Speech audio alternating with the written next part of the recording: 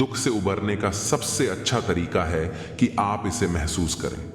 दुख एक ऐसा क्षण है जब आत्मा को अपने आप को फिर से खोजने के लिए समय मिलता है। दुख एक ऐसा तूफान है जो कभी न कभी आ ही जाता है, लेकिन यह याद रखना जरूरी है कि हर तूफान के बाद एक सुंदर दिन आता है। दुख एक ऐसा उपहार है जो हमें दिखाता है कि हम कितने मजबूत हैं।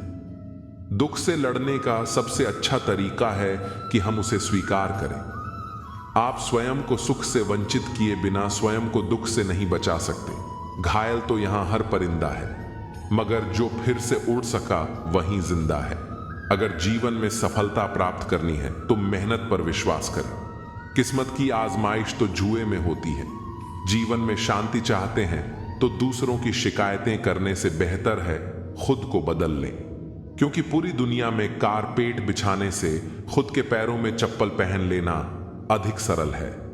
हर छोटा बदलाव बड़ी कामयाबी का हिस्सा होता है, जो रातों को कोशिशों में घंवा देते हैं, वहीं सपनों की चिंगारी को और हवा देते हैं। कैसे रोकें उन विचारों को जो लगातार हमारे मन को भटकाते रहते हैं, जो लगातार हमारे मन में आते रहते हैं। हमारे मन में एक दिन में 60 से 80 हजार तक विचार आते हैं, और यदि हम गौर करेंगे तो इनमें से ज्यादातर विचार नकारात्मक और बेकार होते हैं। लगभग 90% तक इन्हें कैसे रोका जा सकता है? अगर हम सामान्य स्तर पर बात करें तो विचारों को मन मस्तिष्क में आने से हम रोक नहीं सकते, क्योंकि मन में विचारों का आना तो स्वाभाविक है। जैसे शरीर में खून दौड़ता है और बाकी क्रियाएं होती हैं, वैसे ही मन में विचार आते हैं। पर हां, हम विचारों को नियंत्रित जरूर कर सकते हैं, और विचार नियंत्रित होंगे तो मन अपने आप नियंत्रित हो जाएगा। और यह होता है अभ्यास से, विचारों के प्रति साक्षी भाव से। साक्षी भाव का अर्थ हमें विचारों को देखना होगा, मन को खुद से अलग करके विचारों को देखना होगा, मन से एक दूरी बनाकर। अब आप सोच रहे होंगे कि अपने मन से हम अपने आप को अलग कैसे कर सकते हैं? आखिर मन तो हम ही हैं। भगवान श्री कृष्ण ने गीता में कहा है कि हमारा शरीर एक रथ की तरह है और हमारी इंद्रियां उस रथ के घोड़े और उस रथ का सारथी है। हमारा मन और उसके स्वामी हैं। हम यानी हमारी आत्मा अर्थात हम और हमारा मन अलग अलग है। अपने मन से हम कभी भी दूरी बना सकते हैं और उसे नियंत्रित कर सकते हैं। इसे एक उदाहरण से समझते हैं कि जब हम एक हैवी ट्रैफिक जाम में फंस जाते हैं तो हमें चारों ओर गाड़ियां ही गाड़ियां दिखाई देती हैं। हमारे आगे या पीछे कितनी दूर तक जाम है कि कितनी देर में क्लियर होगा, हम अंदाजा नहीं लगा पाते।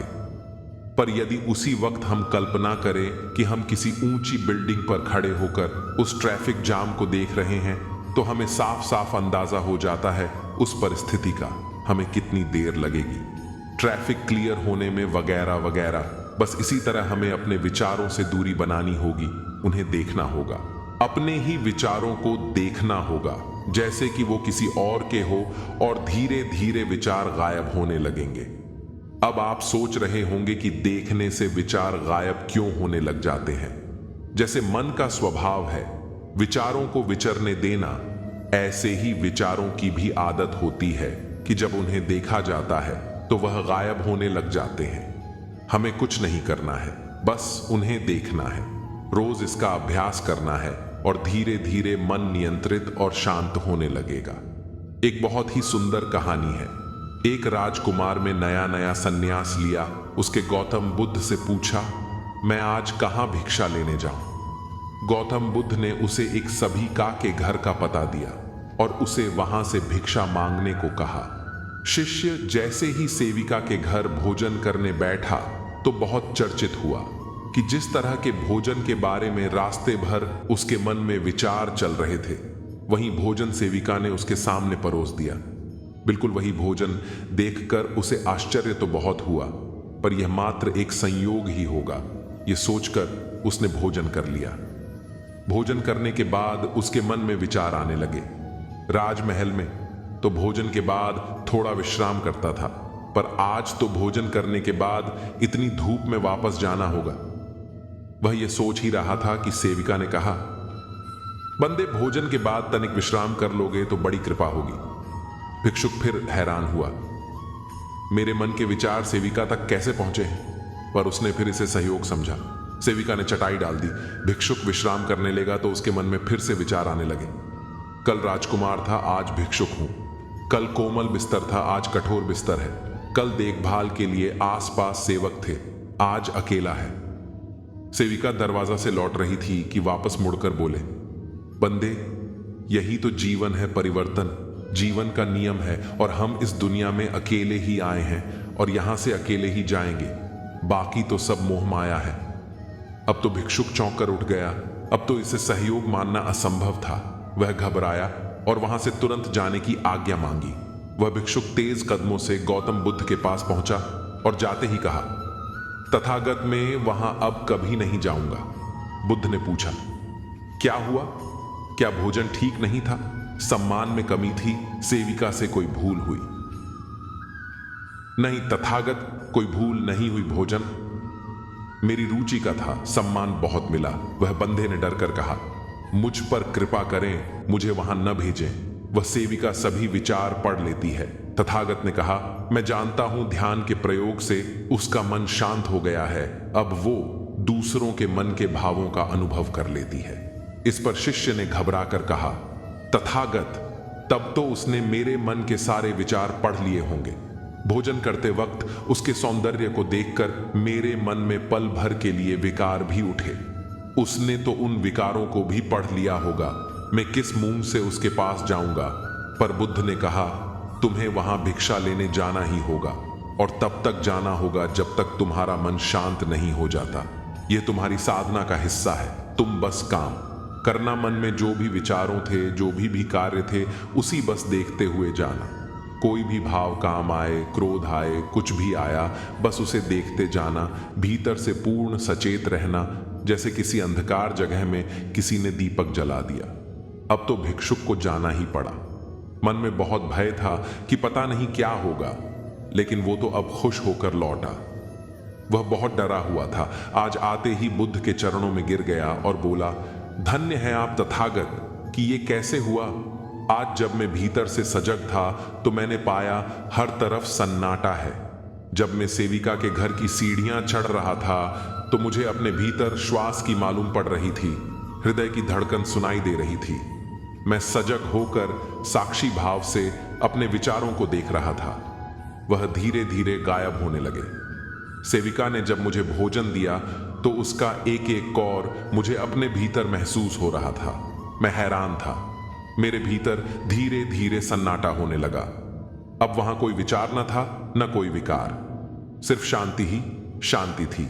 इस पर बुद्ध ने कहा, जैसे किसी घर में प्रकाश हो तो उस घर में चोर नहीं आते हैं, वैसे ही जो भीतर से सचेत है, जागा हुआ है, साक्षी है, उसके मन के द्वार पर बेकार के विचारों और विकारों का प्रवेश बंद हो जाता है और फिर मन धीरे धीरे शांत होने लगता है। मन के हारे हार है, मन के जीते थे सच बात है। जैसे जिसकी मति वैसी उसकी गति। हम वो सब कुछ कर सकते हैं जो हम करना चाहते हैं, यदि हमारा मन हमारे नियंत्रण में है। मन मनुष्य के शरीर का वह हिस्सा है जो दिखाई नहीं देता, पर होता बहुत शक्तिशाली है। भगवान कृष्ण में कहा है कि यदि मन तुम्हारा स्वामी है और तुम उसके अधीन हो तो वो तुम्हें माया के बंधन में जकड़ कर रखेगा, और जब तुम मन पर काबू पा लोगे और उसके स्वामी हो जाओगे तो वही मन भी मोक्ष के द्वार तक ले जाएगा। पर मन को दास बनाना इतना आसान रहा है। मन तो बंदर की तरह उछलता है, कभी यहां तो कभी वहां। वो तो वही काम करता है जो उसे मना किया जाता है। एक धोबी था, उसके पास एक गधा था, एक बंदर और एक बकरी थी। गधे पर कपड़े लाद कर उसे घाट ले जाता और बंदर और बकरी को घर छोड़ जाता। जैसे ही धोबी बाहर निकलता, बंदर अपनी रस्सी खोलकर उछल कूद करता, सामान इधर उधर फेंकर जो कुछ भी घर में खाने को रखा होता खा जाता, और धोबी के आने से पहले बकरी की रस्सी खोलकर खुद को अपनी रस्सी में बांध लेता। और जब धोबी घर आता तो घर की हालत देखकर मार बकरी को पड़ती, क्योंकि बकरी खुली मिली। बस यही बंदर है। हमारा मन और बकरी है हमारा शरीर नियंत्रित। हमारा मन नहीं होता है और भुगतना हमारे शरीर को पड़ता है। अब सवाल यह उठता है कि यह बंदर यानी हमारा मन जो उछल कूद करता है, बक बक करता रहता है, इसे कैसे रोके? क्योंकि हमारे फैसले लेने पर ही हमारा फ्यूचर पूरी तरह से निर्भर करता है। दोस्तों, हमारी जिंदगी में कई बार हम खुद को एक मुश्किल घड़ी में पाते हैं। कई बार हमें बड़े फैसले लेने पड़ते हैं, लेकिन हमें यह नहीं पता होता कि वह सही है या गलत। क्या उस फैसले का परिणाम हमारे जीवन में खुशियां लाएगा या मुसीबत? लेकिन कई बार हमारे पास सही निर्णय लेने के सुझाव नहीं होते और हम जल्दबाजी में फैसला कर लेते हैं, और उन फैसलों की वजह से हमारी जिंदगी सुखमय हो सकती है या फिर हमारी जिंदगी नरक से भी बढ़कर हो सकती है। इसलिए सही फैसला लेने की क्षमता हमारे जीवन में सफलता हासिल करने के लिए आवश्यक है। जीवन में सही फैसले कैसे लिए जाएं और यह भी कि सही निर्णय लेने का सही तरीका कौन सा है। एक बार की बात है, एक छोटे से राज्य में एक बौद्ध भिक्षु निवास कर रहे थे। सभी जगहों पर उनके ज्ञान के चर्चे थे। वह बौद्ध भिक्षु बहुत ज्ञानी थे। उनके पास लोग बहुत दूर दूर से आते थे ताकि वे उनसे अपनी समस्याओं का समाधान प्राप्त कर सकें। उनके पास कोई भी कैसी भी समस्या लेकर क्यों ना आए, वह समस्या का समाधान अवश्य करते थे। जब भी वह किसी की समस्या सुनते तो उस समस्या को बड़े ही ध्यान से सुनते समझते। उसके बाद कुछ देर के लिए वह आंखें बंद करते और समस्या के बारे में अच्छे से सोच विचार करते और उसके बाद उसका समाधान देते।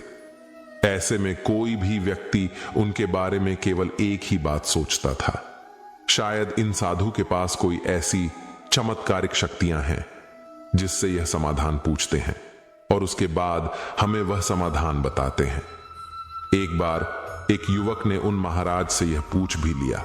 उस शिष्य ने पूछा, क्या आपके पास ऐसी कोई चमत्कारी शक्तियां हैं जिसके कारण आप हमारी समस्याओं का समाधान करते हैं, या आपके पास ऐसी कोई दिव्य दृष्टि है जिससे आप हमारी समस्याओं का समाधान खोज पाते हैं? उस युवक की यह बात सुनकर वह साधु जोर जोर से हंसने लगे, लेकिन उन्होंने उस युवक की बात का कोई जवाब नहीं दिया। उसके कुछ ही दिनों बाद उस राज्य में एक बड़ी अजीब सी घटना घटी। उस राज्य में एक बूढ़ी औरत रहती थी जो अपने पूरे घर में अकेले ही रहती थी। उसका कोई नहीं था। उस राज्य से होकर 4 मित्र अपने घर की ओर जा रहे थे। वे लोग दूसरे नगर में काम करके पैसा इकट्ठा करके अपने गांव की ओर जा रहे थे। यह बात बहुत पुराने जमाने की है, जब यातायात के साधन नहीं हुआ करते थे, इसीलिए वे लोग पैदल ही यात्रा कर रहे थे। इसी कारण वे चारों मित्र अपने अपने धन को इकट्ठा करके अपने गांव की ओर प्रस्थान कर रहे थे। उन चारों ने अपना अपना धन एक छोटी सी पोटली में रखा था और उसी पोटली में उन सब की सारी कमाई थी। तभी उन चारों मित्रों में से एक मित्र कहता है, मित्रों, इस तरह से यदि हम अपना धन अलग अलग रखेंगे तो इससे हमारा धन चोरी हो सकता है। क्यों ना हम अपना सारा धन एक ही पोटली में रख दें, जिससे हम सब इस पर ध्यान भी दे सकेंगे और हमारा धन सुरक्षित भी हो जाएगा। और जब हम अपने गांव पहुंच जाएंगे तो हम वहां पर अपना अपना हिस्सा इसमें से ले लेंगे। उन तीनों मित्रों ने उस युवक की बात मान ली और वे सभी मिलकर अपना धन एक ही पोटली में रख देते हैं और वे सभी मिलकर अपने गांव की ओर आगे बढ़ते हैं। चलते चलते काफी समय बीत चुका था और अब रात्रि होने वाली थी। तभी आगे चलकर रास्ते में उन्हें एक घर दिखाई दिया जहां पर वह बूढ़ी औरत रहती थी। रात्रि का समय भी हो चुका था और उन चारों मित्रों को रात रुकने के लिए कोई ना कोई जगह की आवश्यकता भी थी।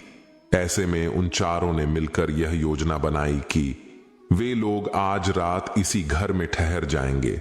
इसलिए वे चारों लोग उस घर की ओर आगे बढ़ते हैं। उस घर का दरवाजा खटखटाते हैं। तभी सामने से एक बूढ़ी औरत दरवाजा खोलती है और उन चारों मित्रों में से एक मित्र हाथ जोड़कर उस बूढ़ी औरत से कहता है, माता जी, हम अपने गांव की ओर जा रहे थे, लेकिन यहां रास्ते में ही रात हो गई और अब हम इतनी रात में सफर नहीं कर सकते। इसलिए हमारी आपसे विनती है कि हम आपके यहां पर एक रात रुकना चाहते हैं। कल सुबह होते ही हम यहां से चले जाएंगे।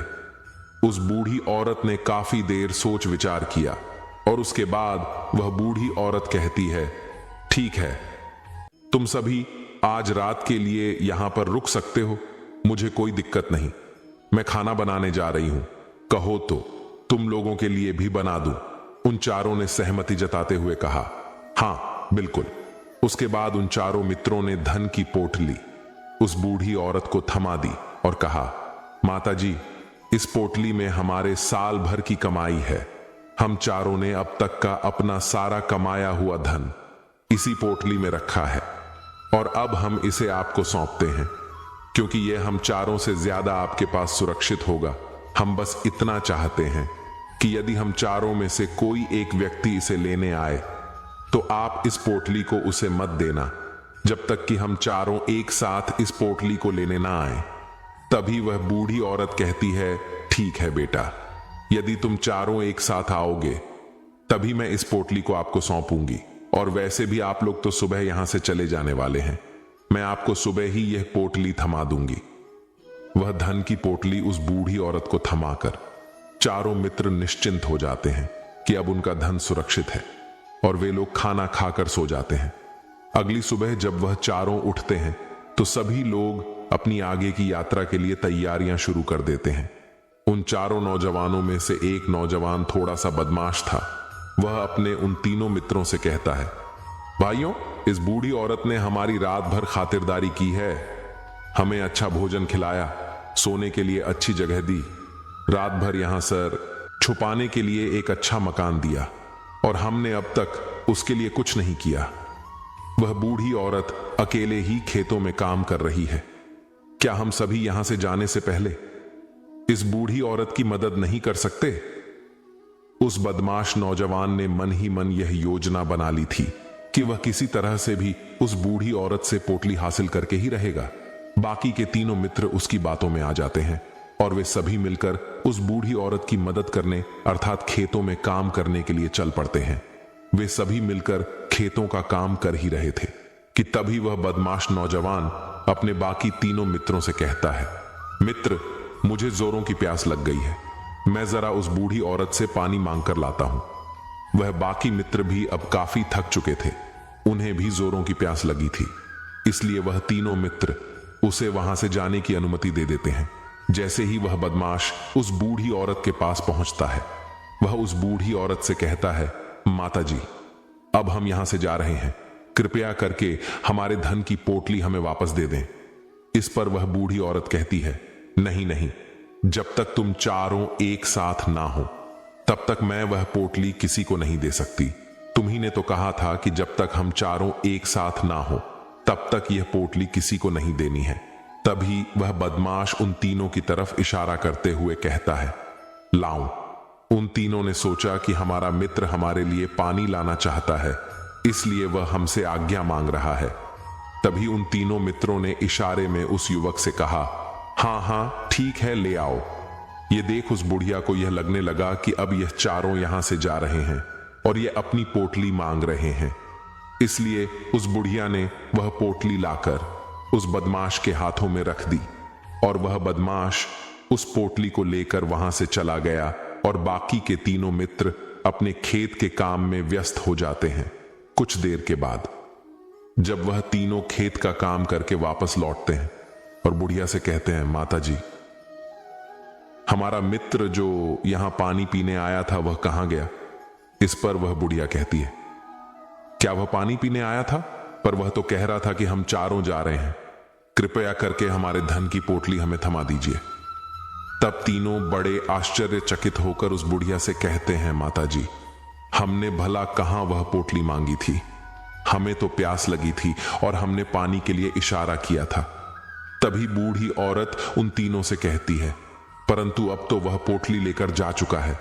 तभी वह तीनों मित्र सर पकड़कर रोने लगते हैं और कहते हैं, माता जी, उसमें हमारा सारा कमाया हुआ धन था जो वह अकेले लेकर भाग चुका है। हमने तो आपको कहा था कि जब तक हम चारों एक साथ ना आए तब तक आपको वह पोटली किसी को नहीं देनी है। फिर आपने ऐसा क्यों किया? इसमें आप ही की गलती है। हमने आपको उस पोटली की हिफाजत के लिए रखा था और आपने उसे एक ऐसे आदमी के हाथों में दे दिया जिसने हमारा सारा धन हमसे लूट लिया। हम बर्दाश्त नहीं करेंगे। हम राजा के पास जाएंगे और राजा से आपकी शिकायत करेंगे, न्याय की मांग करेंगे। अब तो इस बात का राजा ही फैसला करेंगे। तीनों नौजवान क्रोधित होकर राज दरबार में पहुंच जाते हैं और अपनी सारी समस्या उन राजा को बता देते हैं। जब वह राजा उन तीनों नौजवानों की बात ध्यानपूर्वक सुनता है तो वह तुरंत ही उस बुढ़िया को राज दरबार में पेश होने का आदेश देता है। राजा के आदेश पर राजा के सैनिक तुरंत ही उस बूढ़ी औरत को राज दरबार में पेश करते हैं और राजा भरी दरबार उस बूढ़ी औरत को दोषी करार कर देता है और कहता है, तुम्हें वह पोटली उस अकेले व्यक्ति को नहीं देनी चाहिए थी। जब उन्होंने तुमसे कहा था कि जब तक वह चारों एक साथ उस पोटली को लेने ना आए तब तक तुम्हें वह धन किसी को नहीं देना चाहिए था। इसमें तुम्हारी गलती है और अब तुम्हें इसका हर्जाना भरना होगा। तुम्हें इनका धन लौटाना होगा। राजा का यह आदेश सुनकर बूढ़ी औरत फूट फूट कर रोने लगती है और राजा से मदद की गुहार लगाती है और कहती है, हे राजन, मैं तो एक बूढ़ी औरत हूं और मेरे पास इतना धन नहीं है और ना ही मेरे घर में कोई ऐसा है जो धन कमाता हो। मेरे पास इतना धन नहीं कि मैं इनका धन लौटा सकूं। मैं तो अकेली हूं, बेसहारा हूं। कृपा करके मुझ पर रहम करें। लेकिन राजा उस बूढ़ी औरत की एक नहीं सुनता। वह बूढ़ी औरत रोते हुए अपने घर की ओर जा रही थी। यह सोच रही थी कि आखिर मैं इतना धन कहां से लाऊं? कैसे मैं उन लोगों का यह धन उन्हें लौटा सकती हूं? मेरे पास इतना धन नहीं है। मैं क्या करूं? कैसे करूं? कहां से लाऊं इतना धन? यदि मैंने उनका धन नहीं लौटाया तो मुझे राजा मार डालेगा। वैसे भी मेरी ही गलती है। जब उन चारों ने मिलकर मुझसे कहा था कि जब तक हम चारों एक साथ ना आए तब तक वह पोटली किसी को नहीं देनी है, फिर भी मैंने वह पोटली केवल उस एक व्यक्ति को थमा दी। इसमें गलती तो मेरी ही है। वह रोते रोते ये सारी बातें सोचते हुए अपने घर की ओर जा रही थी। तभी रास्ते में उस बूढ़ी औरत को वही संत मिले जो उस नगर में किसी भी समस्या का समाधान बड़ी ही सरलता और सहजता से करते थे। उन्होंने उस बूढ़ी औरत से कहा, क्या बात है बेटी, क्यों रो रही हो? इस पर वह बूढ़ी औरत उस संत को सब कुछ सच सच बता देती है और कहती है, हे महाराज, इसमें गलती तो मेरी ही है। उन चारों ने तो पहले ही कहा था कि जब तक वे चारों एक साथ ना आए तब तक वह पोटली मुझे किसी को नहीं देनी। लेकिन मेरी ही मत मारी गई थी जो मैंने वह पोटली केवल एक व्यक्ति को थमा दी और वह उनका सारा धन लेकर वहां से भाग गया। लेकिन अब मुझे यह समझ नहीं आ रहा कि मैं वह सारा धन कहां से लाऊं। मेरे पास इतना धन नहीं है और राजा ने तो आदेश भी दे दिया है कि मुझे उनका धन लौटाना ही पड़ेगा। लेकिन मैं यह समझ नहीं पा रही कि इतना सारा धन मैं कहां से लाऊंगी। तभी संत उस बूढ़ी औरत से कहते हैं, शांत हो जाओ, मैं कोई ना कोई रास्ता जरूर निकाल लूंगा। इतना कहकर वह संत वहीं पर बैठ जाते हैं, ध्यान करने लगते हैं। कुछ देर के लिए आंखें बंद कर सोचते हैं, विचार करते हैं। मौन रहकर वह समस्या का समाधान निकालते हैं और उसके बाद वह उस बूढ़ी औरत से कहते हैं, बेटी, राजा ने फैसला किया है वह बिल्कुल गलत है। आपने जो किया इसमें आपकी कोई गलती नहीं है। राजा का फैसला गलत है। उन संत के इतना कहने पर बूढ़ी औरत चुप हो गई और यह सोचने लगी कि आखिर राजा का फैसला कैसे गलत हो सकता है।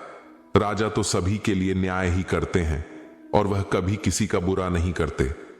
फिर आखिर आज राजा का फैसला कैसे गलत हो गया? उन संत और उस बुढ़िया की बात आसपास के खड्डे लोग सभी लोग सुन रहे थे और वे लोग भी बड़े अचरज में थे, क्योंकि राजा का फैसला कैसे गलत हो सकता है। राजा ने तो बिल्कुल सही फैसला लिया है। इस बूढ़ी औरत ने ही गलती की है। उन चारों का धन केवल एक ही को थमा दिया। ऐसे में इस बुढ़िया को उनका धन तो लौटाना ही चाहिए। राजा ने गलत फैसला कहां किया है। तभी संत उस बूढ़ी औरत से कहते हैं, जाओ और राज दरबार में कह दो कि हे राजन, आपका फैसला गलत है और सही क्या है, गलत क्या है, इसका फैसला मैं करूंगा। पहले तो बूढ़ी औरत इतनी हिम्मत ही नहीं जुटा पा रही थी कि वह राज दरबार में जाकर भरे राज दरबार में राजा को यह कह सके कि राजन, आपका फैसला गलत है। लेकिन जैसे तैसे उसने हिम्मत जुटाई और वह वापस राज दरबार लौटी। उसने डरते हुए भरे राज दरबार में राजा से बड़ी थरथराती आवाज में कहा, हे राजन, आपने जो फैसला किया है वह फैसला गलत है। इतना कहकर उसने राजा को सारी बात सच सच बता दी। उस बूढ़ी औरत की बात सुनकर राजा बहुत क्रोधित हुआ।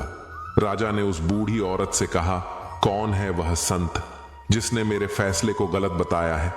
क्या उन्हें नहीं लगता कि मैंने सही निर्णय लिया है? मैं हर रोज कई निर्णय लेता हूं, कई फैसले करता हूं, लेकिन आज तक कभी किसी ने मुझसे यह नहीं कहा कि मेरा फैसला गलत है। यदि उन संत ने मुझे सही फैसला ना सुनाया, उन्हें फांसी की सजा दे दूंगा। यह बात पूरे नगर में फैल गई।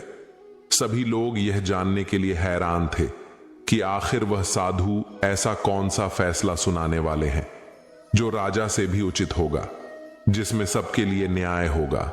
राजा ने अपने सैनिकों को तुरंत ही आदेश दिया कि जाओ और संत को राज दरबार में लाओ।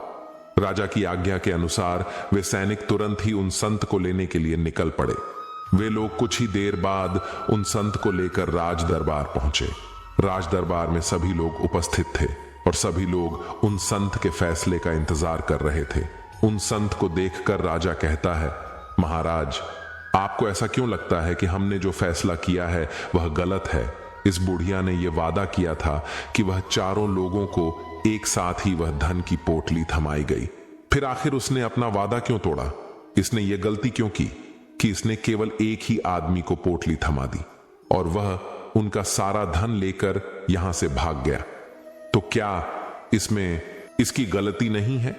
क्या इसे इनका धन नहीं लौटाना चाहिए? इस पर वह साधु बड़ी विनम्रता से राजा से कहते हैं, हे राजन, यह आपका फैसला था, लेकिन मैं आपसे कुछ कहना चाहता हूं। इस पर राजा कहता है, ठीक है, कहिए, आप क्या कहना चाहते हैं? इस पर वह साधु राजा से कहता है, हे राजन, जैसा कि वादा किया गया था कि पोटली एक साथ उन चारों को ही दी जाएगी, तो अभी तो यह केवल 3 है, चौथा कहां है? तो इनसे कहिए कि यह लोग यहां से वापस जाएं और अपने उस चौथे मित्र को यहां लेकर आए, तभी इनका धन वापस किया जाएगा।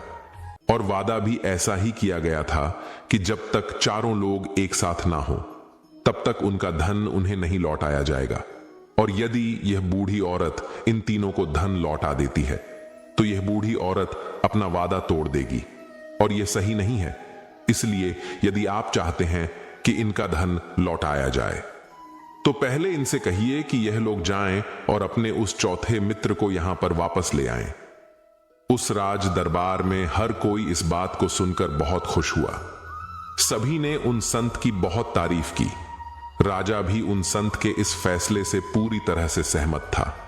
राजा तुरंत ही उन संत के सामने सिर झुका लेता है और हाथ जोड़कर उनसे कहता है, हे महाराज, आपका यह फैसला इतना सही कैसे हो सकता है? आखिर ये बात मेरे दिमाग में आई क्यों नहीं? मैंने इस बात को इस तरह से सोचा क्यों नहीं? तभी वह साधु उस राजा से कहते हैं, हे राजन, आपके पास और भी काम होते हैं। आप दिन भर व्यस्त रहते हैं और आपको जल्दीबाजी में फैसले लेने पड़ते हैं। आपने इस मामले को सुना समझा, लेकिन इसे देखने में आप गलती कर गए।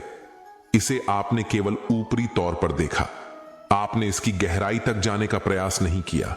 यदि आपने इस मामले की गहराई को देखा होता, समझा होता, तो आप भी इसी नतीजे पर आते। जब तक हम किसी मामले की गहराई तक नहीं जाते, तब तक हम उसका सही समाधान नहीं निकाल सकते। लेकिन हम में से अधिकांश लोग तो अपने फैसले केवल जल्दीबाजी में लेना चाहते हैं, भले ही वह मामला कितना भी गंभीर क्यों ना हो। हमें तो बस अपना हक चाहिए, हमारा नाम होना चाहिए, भले ही फैसला हमारे लिए आगे चलकर नुकसानदायी क्यों ना हो। लेकिन हम तो उस मामले की गहराई तक जाने के लिए सोचते तक नहीं। तभी वह राजा उन संत से कहता है, हे महाराज, क्या आपके पास कोई दिव्य शक्तियां हैं? क्या आपके पास ऐसी कोई चमत्कारिक शक्ति है जिससे आप सवाल करते हैं और बदले में वह आपको जवाब देती है, जिस कारण आप सटीक और सही समाधान बता पाते हैं? राजा की यह बात सुनकर संत मुस्कुराने लगे और राजा से कहते हैं, हे राजन, यह सवाल मुझसे कई लोगों ने पूछा है और मैंने कभी किसी को कोई जवाब नहीं दिया, लेकिन आप इस राज्य के राजा हैं, इसलिए मैं आपके इस प्रश्न का उत्तर देता हूं। आप में से कई लोगों को यहां ऐसा लगता है कि मेरे पास कोई ऐसी शक्तियां हैं जिससे मैं बात कर सकता हूं, जिससे मैं कोई भी समस्या का समाधान पा सकता हूं। लेकिन मैं आप लोगों को एक बात सच सच बता देता हूं, मेरे पास ऐसी कोई शक्तियां नहीं हैं। मैं तो केवल हर मामले की गहराई तक सोचता हूं, उस बात पर विचार करता हूं, और जब मैं विचार करता हूं तो मेरे सामने कई सारे समाधान आते हैं, और जो समाधान मेरे सामने आते हैं मैं उन पर भी विचार करता हूं, उनके बारे में भी गहराई तक जाता हूं, और जब मुझे लगता है कि इस समस्या का समाधान यही होना चाहिए, तभी मैं समाधान उस व्यक्ति को देता हूं ताकि वह अपनी समस्या का समाधान कर सके। अब आप ही सोचिए, आप जल्दीबाजी में यह फैसला लेकर इस बुढ़िया का जीवन पूरी तरह से बर्बाद कर देते। हमारा पूरा जीवन केवल एक फैसले पर निर्भर करता है। यदि वह फैसला सही हुआ तो हमारा जीवन अच्छा बन जाएगा, और यदि वह फैसला गलत निकला तो हमारा जीवन नर्क से भी बदतर हो सकता है। इसलिए यदि आप सही और सटीक फैसला लेना चाहते हैं तो आपको मौन रहना सीखना पड़ेगा। मौन रहकर उस पर विचार करना सीखना होगा, क्योंकि हमारे फैसले ही हमारा भविष्य तय करते हैं, हमारी जिंदगी का अगला पड़ाव तय करते हैं। फिर चाहे वह फैसले छोटे हों या बड़े, वे ही हमारी जिंदगी को निर्धारित करते हैं। इसलिए सबसे पहले हमें सही फैसले लेने के लिए मौन रहना सीखना आवश्यक है, उन पर विचार करना आवश्यक है। और जब आप ऐसा करते हैं तो आपके सामने एक ही समस्या के कई सारे समाधान निकल कर आते हैं, और जब आप उन पर गौर करेंगे तो आपको यह समझ में आएगा कि उन फैसलों का समाधान कैसा होना चाहिए। समाधान से आपको क्या फायदा होगा और क्या नुकसान होगा, या उस समाधान पर सोच और विचार करने पर ही आप उसे समझ सकते हैं, और तभी आप यह निर्णय भी ले सकते हैं कि क्या यह समाधान उचित रहेगा या नहीं। और यह सब संभव हो सकता है यदि हम कम बोलना शुरू करें। कम बोलने का अर्थ यह नहीं कि आप पूरी तरह से मौन हो जाएं, इसका अर्थ यह है कि आप भीतर से शांत हो जाएं। और जब आप भीतर से शांत होने लगते हैं तो आपका मन स्पष्ट होने लगता है, साफ होने लगता है, और आप किसी भी चीज पर सोच विचार कर सकते हैं। और जब आप भीतर से शांत होने लगते हैं तो आप ऊपर से भी कम बोलते हैं, और जब आप धीरे धीरे कम बोलने के आदी हो जाते हैं तो आप साफ और स्पष्ट तौर पर सोच और समझ पाते हैं। आपके विचारों में शुद्धता आ जाती है, जिससे आपको यह साफ और स्पष्ट देखने को मिल जाता है कि कौन सा फैसला सही होगा और कौन सा फैसला गलत होगा। आपको उस परिस्थिति में क्या करना चाहिए और क्या नहीं करना चाहिए। लेकिन हम में से अधिकांश लोग अपने आप को सही साबित करने के लिए, अपने आप को ऊंचा साबित करने के लिए अत्यधिक बोलते हैं, और इतना बोलते हैं कि हर कोई उनकी बातों को गंभीरता से नहीं लेता। उन्हें ऐसा लगता है कि मानो ज्यादा बोलना ही हमारे लिए हमारा शस्त्र है, लेकिन वह ये भूल जाते हैं कि वह अत्यधिक बोलकर मूर्ख बन रहे हैं। लोग हमारा मजाक बनाते हैं, हमें मूर्ख समझते हैं, हमसे दूर रहने लगते हैं क्योंकि उन्हें हमारी बकबक अच्छी नहीं लगती। लेकिन जब आप भीतर से शांत होने का प्रयास करते हैं और धीरे धीरे भीतर से शांत होने लगते हैं तो आप खुद ब खुद और आप अपने आप को साफ स्पष्ट तौर पर समझ पाते हैं, देख पाते हैं आपको कब, क्या, क्यों और कितना बोलना चाहिए, और आपको कब, कैसे, क्यों, किस तरह से कौन सा फैसला लेना सही है या नहीं। यह भी आप अच्छी तरह से समझ और जान पाते हैं। जब आप कम बोलना शुरू करते हैं तब आप अपने आप को बहुत अच्छी तरह से समझना शुरू कर देते हैं, अपने आप पर अच्छी तरह से विचार करना शुरू कर देते हैं।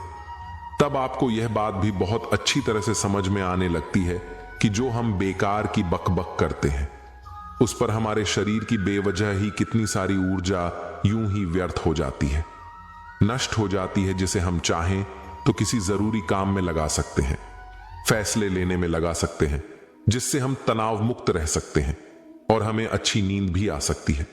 और यदि आप इसी प्रकार सोच विचार कर फैसले लेना शुरू करते हैं तो आपका मस्तिष्क भी अच्छी तरह से काम करने लगता है और आपका मस्तिष्क पहले से भी ज्यादा शक्तिशाली हो जाता है। और इसका एक बहुत अच्छा उदाहरण भी आपको मैं बताना चाहूंगा। महान चाणक्य ने भी यही कहा है कि जो व्यक्ति यह समझ जाता है कि उसे कब कहां और कितना बोलना चाहिए, उस व्यक्ति को सफल होने से कोई नहीं रोक सकता। और आप इतिहास उठाकर देख सकते हैं, आज तक जो भी लोग महान हैं, जो लोग भी सक्सेसफुल बने हैं, उन लोगों की आदत बहुत कम बोलने की है। उनका पूरा ध्यान केवल अपने लक्ष्य पर होता है और अपना पूरा समय वह अपने लक्ष्य को पाने में ही लगा देते हैं। इसीलिए आपको भी यह आदत अपने जीवन में उतार लेनी चाहिए। और कम बोलने का अर्थ यह नहीं कि आप दोस्तों, ऊपर से इसी कम के साथ बोलें, उम्मीद है बल्कि कि आपको आपको आज की भीतर से वीडियो पसंद कम आई होगी। बोलिए। भीतर तो इस से वीडियो को शांत जरूर रहिए। शेयर करें। यदि आप रोज जिसे इसका इसका कहानी अभ्यास सुनने करते की हैं, जरूरत तो है, केवल कुछ दिनों हमेशा में ही खुश रहिए। इससे होने वीडियो वाले देखने के लाभ लिए आपको आपके आपके सामने धन्यवाद। नजर आने लगेंगे। सोचने से कहाँ मिलते हैं तमन्नाओं के शहर। चलना भी जरूरी है मंजिल को पाने के लिए। अगर जिंदगी में कुछ पाना हो तो तरीके बदलो, इरादे नहीं। सफल होने के लिए असफल होना बहुत जरूरी है। यदि प्रेम का मतलब सिर्फ पा लेना होता तो हर हृदय में राधा कृष्ण का नाम नहीं होता। मैं न तो तुम्हारी महंगी भेंट से प्रसन्न होता हूं, न दिखावटी दान से, दयालुता से। अगर मेरे मन को हराना है तो मुझे प्रेम से पुकार, मैं हाजिर हो जाऊंगा। प्रेम वह रंग है जो जीवन में रस भर देता है। यह प्रेम वह सोच जो पल भर में मुख पर मुस्कान ला देती है। प्रेम वह पुष्प है जो मन की बगिया को खिला देता है। प्रेम वह सोच जो संसार में एक ही पल में आपको संपूर्णता का अनुभव कराती है। प्रेम वह जो तपते मरुस्थल में आपको जीवित रखें। यह प्रेम वह जो आपकी आत्मा को तृप्त कर दे। प्रेम जो आपको रोते हुए भी हंसा दे। प्रेम समर्पण है, अद्भुत है यह प्रेम। मनुष्य में एक विशेषता है और वह यह है कि वह हर जगह अपने आप को सर्वश्रेष्ठ साबित करना चाहता है कि सब में वही श्रेष्ठ है। सदा सर्वश्रेष्ठ कार्य करना चाहता है, सर्वश्रेष्ठ परिणाम पाना चाहता है। सदैव यही सोचता है कि उसको सब जगह यश मिले। किंतु जब बात आती है प्रेम की, तो प्रेम एक ऐसा विशेष भाव है जो मनुष्य से भी श्रेष्ठ है। जिससे आप प्रेम करते हैं उसकी खुशी आपके लिए सर्वश्रेष्ठ से भी सर्वश्रेष्ठ है। उससे अगर आप हार जाओ तो आपके मुंह पर कड़वाहट नहीं, मुस्कान आती है। जिससे आप प्रेम करते हो उसे हराकर अगर आप जीत गए तो यह प्रेम नहीं, यह सबसे बड़ी हार है।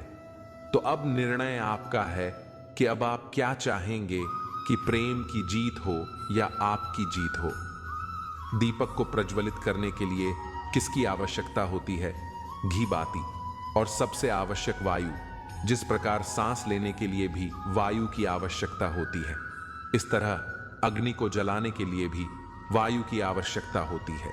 जो वायु इसीलिए को प्रचलित करती है, वहीं इसे बुझा भी देती है, क्योंकि उस वायु की गति तनिक अधिक होती है। अर्थात प्रत्येक भाव का, प्रत्येक वेग की एक सीमा होती है। उसे लांघना नहीं चाहिए, उसकी सदैव स्मरण रखना चाहिए। जब प्रेम की बात आती है, प्रेम वो नहीं जो इजहार किया जाए, प्रेम तो वो है जो महसूस किया जाए। प्रेम वो नहीं जो पाया जाए, प्रेम तो वो है जो जिया जाए। सच्चा प्रेम होता है जिसमें दूर रहने के बाद भी हर पल दिल में उसी इंसान का नाम हो। प्रेम का सबसे बड़ा सहारा उसका प्रेमी ही होता है।